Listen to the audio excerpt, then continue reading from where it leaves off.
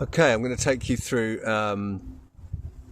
a mobility sequence to help improve mobility and range of motion in the feet.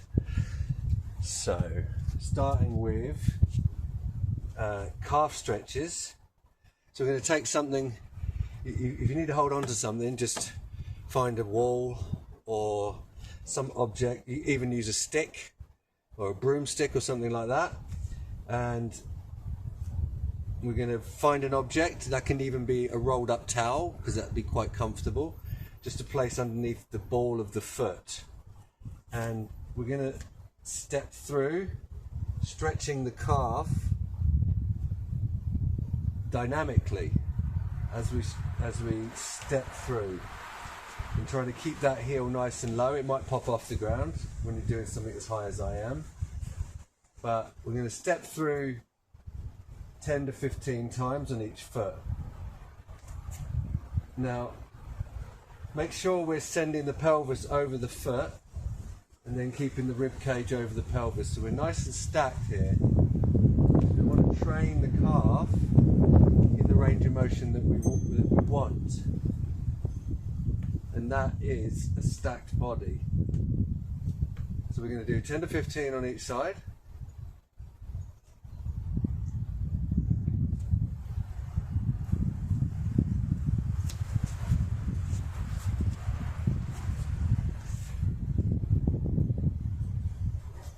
And then just like looking forward, making sure everything's nice and nice and stacked. Over time you'll be able to let go of the wall or the object. You might just want to have it there just to help steady any little, just noticing where we want to deviate. Our pelvis maybe wants to deviate from one side to the other, and just keep it nice and stacked. So really slow down the movement and really see how the weight is sent down into the foot. I'm touching my chest to remind me where it is, so that I have a habit of dipping back. So I'm trying to send the message to keep the chest up and maintain a nice alignment over my foot and calf. The next exercise is ankle circles. So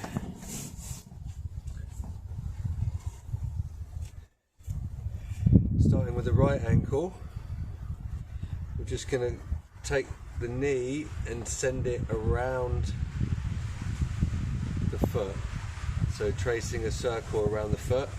Again, we want to maintain a nice postural alignment, so I'm not holding anything rigid. Everything is allowed to move, but I'm sending the top two vertebrae upwards into the sky, and then I'm allowing the pelvis to be heavy over my foot. And there's going to be points where it's sticky in the foot or in the ankle or even in the knee, and we're just over time we're just brushing up against those sticky points and those sensitive points, and over time you'll find that your range of motion will increase. And so in the beginning you might want to have your weight over on the other leg just till you familiarize yourself with the circles, and then over time we're going to add more and more load to that leg. So you can see now I've shifted my weight over on top of the leg, and then we're going to reverse that, and we're going to do 10 in each direction. Remember to breathe.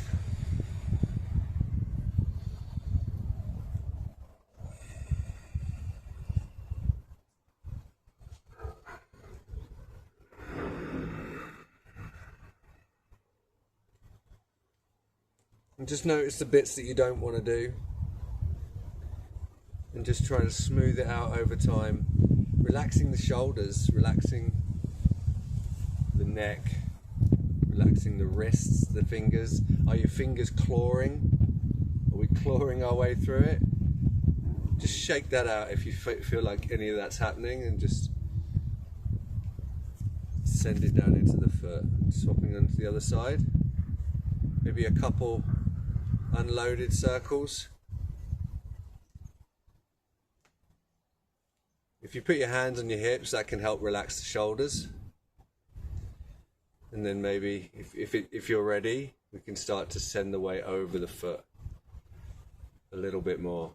And if you need something to hold on to, that's perfectly acceptable as well.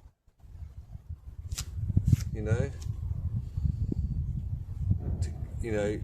to help load challenge, help to control the load. So you can send your weight over it, but you can also take some of that load out with the hand, and that will really help you control how much load is going through that foot, so it's not taking on too much. And reverse the circles, just nice and slow in the beginning, until you understand all the little nuances and trigger points in your foot.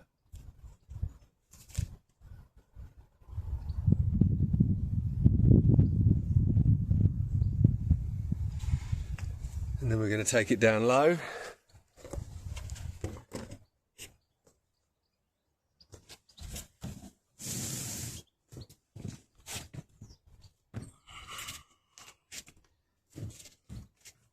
And we're going to take our right foot first, and then just sending the body weight over the foot, over the toes, and then back again. And then I'm really pushing. So a nice thing you can do is spread the toes out. So spread the big toe so it's in line with the inline of the foot, and then spread the little toe out, and so you can feel like you can really open that foot up, and then sending the knee over the middle of the foot, and then pushing, like I'm kind of pushing with the foot to push myself back.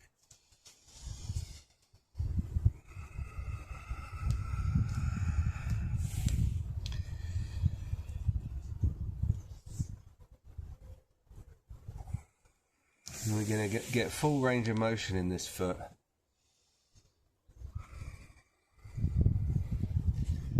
And then working towards lengthening our spine. Remember to keep breathing.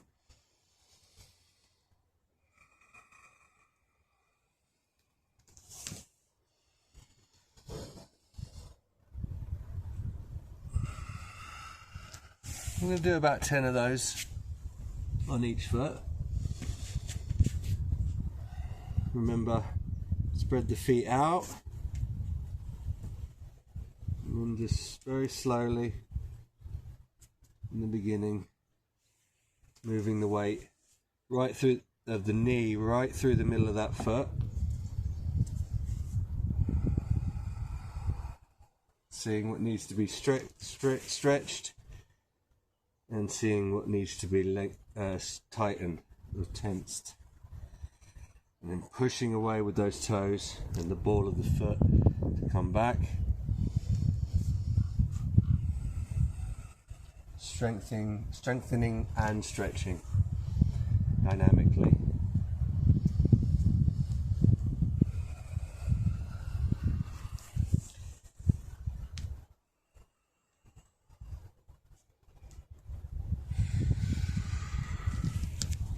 And when you've done 10 of those,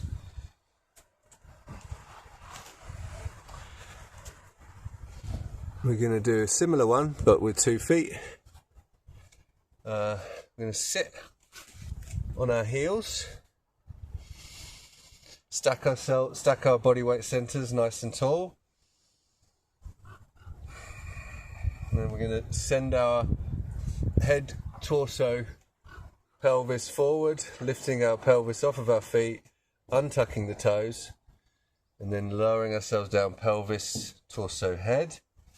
And then we're going to even lean back a little bit, and then pushing with the tops of the feet to propel us forward. So I'm pushing the tops of my feet and my toes forward, and then we're coming up, head, torso, pelvis, back down. And again, head, torso, pelvis, like a wave, and then coming back down, leaning back, pushing, springing forward, head, torso, pelvis, and then back down again. Take this as slow as you need in the beginning. Just teaching your body the movements.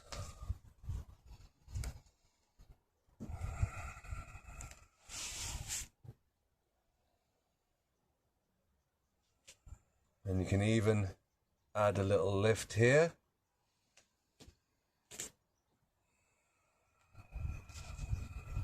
Coming back, pushing, springing with the tops of the feet, head, torso, pelvis, pelvis, torso, head. And then if you need a little stick to hold on to here, I'll show you what that looks like.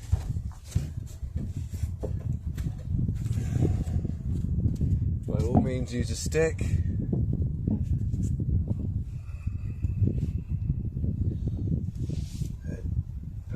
Head, torso, pelvis, and then back up, and then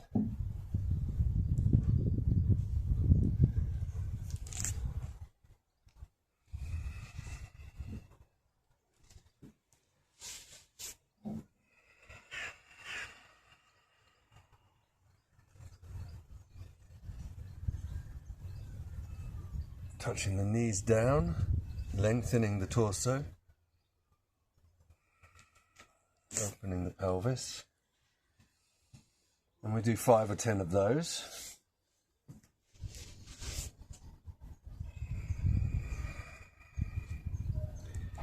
And then coming up, sending the pelvis back, and the torso and the head forward, coming up to standing. And then we're going to do the tibialis exercises here.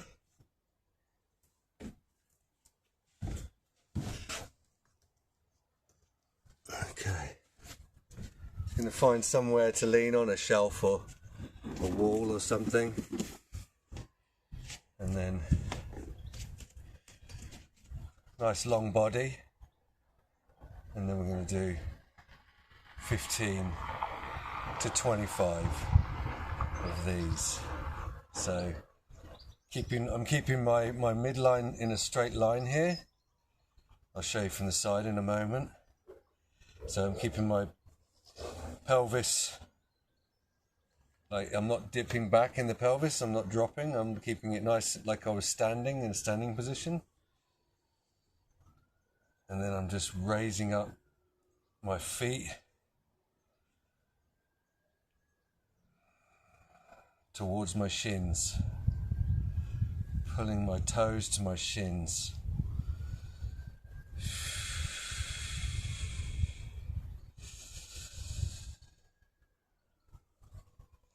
A progression is to pause at the top of the movement, take a big breath and lower back down again. Roughly 3 seconds up and 3 seconds down, and the progression would be 3 seconds at the top.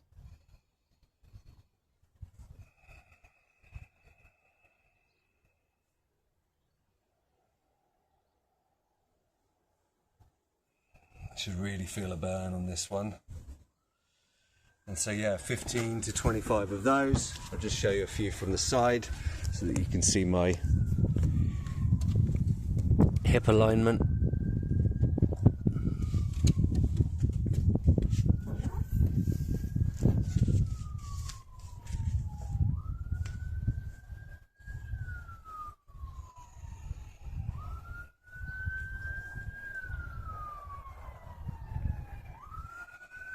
At the top of the movement, you can really pull, and you can feel the burn all the way up the front of the body there, all the way up the legs, into the hip flexors.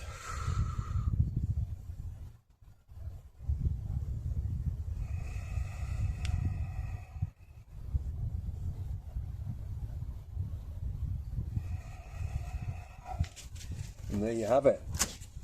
That is a general mobility sequence that you can do for general